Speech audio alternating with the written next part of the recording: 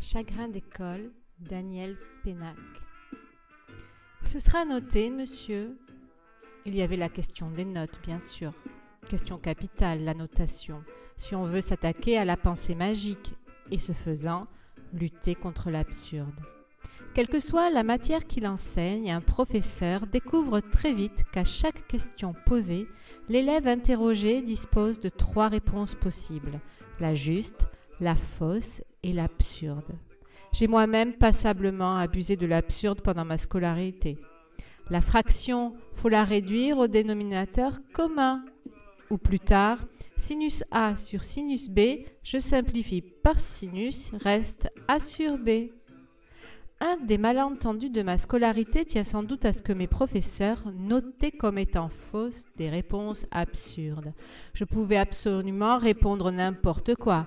Une seule chose m'était garantie, j'obtiendrais une note, 0 généralement. J'avais compris cela très tôt, et que c'était la meilleure façon d'avoir la paix, ce 0, au moins provisoirement.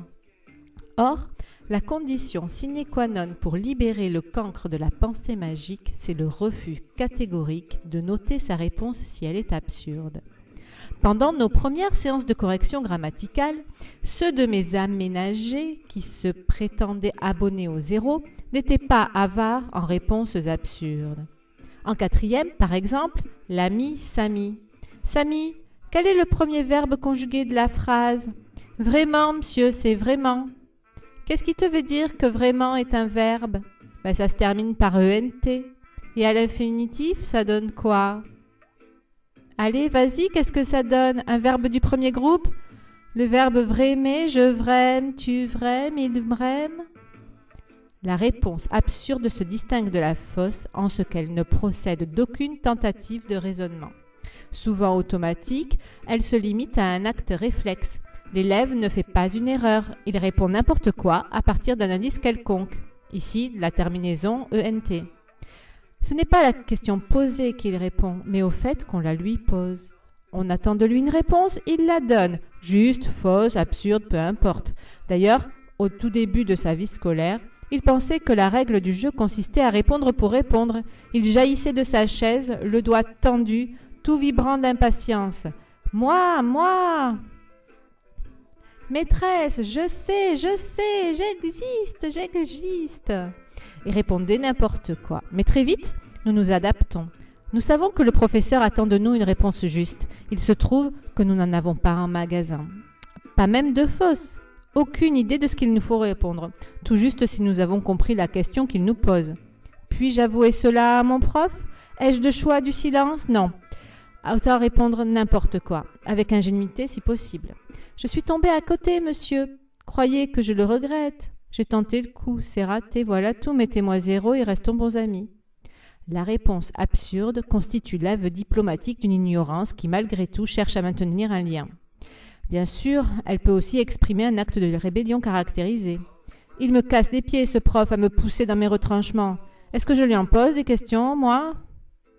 Dans tous les cas de figure, noter cette réponse en corrigeant une interrogation écrite par exemple, c'est accepter de noter n'importe quoi et par conséquent commettre soi-même un acte pédagogiquement absurde. Ici, élèves et professeurs manifestent plus ou moins consciemment le même désir, l'élimination symbolique de l'autre. En répondant n'importe quoi à la question que me pose mon professeur, je cesse de le considérer comme un professeur, il devient un adulte que je courtise ou que j'élimine par l'absurde. En acceptant de tenir pour fausses les réponses absurdes de mon élève, je cesse de le considérer comme un élève, il devient un sujet hors sujet que je relègue au limbe du 0 perpétuel. Mais ce faisant, je m'annule moi-même comme professeur. Ma fonction pédagogique cesse d'être auprès de cette fille ou de ce garçon qui, à mes yeux, refuse de jouer leur rôle d'élève. Quand j'aurai à remplir leur carnet scolaire, je pourrai toujours arguer de leur manque de base. Un élève qui prend le verbe vraiment pour un verbe du premier groupe ne manque-t-il pas singulièrement de base ? Certainement. Mais un professeur qui fait semblant de tenir pour fausse une réponse si manifestement absurde, ne serait-il pas mieux de s'adonner lui aussi à un jeu de hasard ? Du moins, n'aurait-il que son argent à y perdre, il n'y jouerait pas la scolarité de ses élèves. Parce que le cancre, lui, les limbes du 0, ça lui va, croit-il. C'est une forteresse dont personne ne viendra le déloger. Il la renforce en accumulant les absurdités. Il la décore d'explications valables selon son âge, son humeur, son milieu et son tempérament. Je suis trop bête. Je n'y arriverai jamais. Le prof ne peut pas absentir. J'ai la haine. Ils me prennent la tête, etc. Il déplace la question de l'instruction sur le terrain vague de la relation personnelle où tout devient affaire de susceptibilité. Ce que fait aussi le professeur, persuadé que cet élève-là le fait exprès. Car ce qui empêche le professeur de tenir à la réponse absurde pour un effet dévastateur de la pensée magique, c'est très souvent le sentiment que l'élève se paie sciemment sa tête. Dès lors, le maître s'enferme dans son « i » à lui. Avec celui-là, je n'y arriverai jamais. Aucun professeur n'est exempt de ce genre d'échec.